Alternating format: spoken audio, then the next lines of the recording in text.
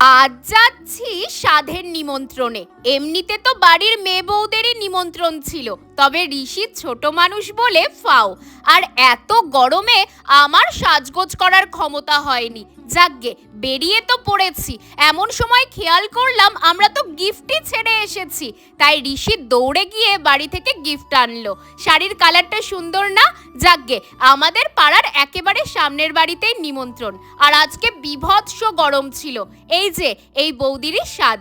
পৌঁছে মা কাকিমা তো যথারীতি গল্প শুরু করে দিয়েছে, আর আমি গরমে কাহিল। তারপর বসে পড়লাম খেতে। ঋষি তো অ্যাজ ইউজুয়াল তার জেম্মার পাশে, আর আমি কাকিমণির পাশে। মেনুতে ছিল লেবু, আলুর চিপস, মুড়িঘণ্ট, ভাত, মিক্সড ডাল, কাঁঠাল চিংড়ি, কাতলা কালিয়া।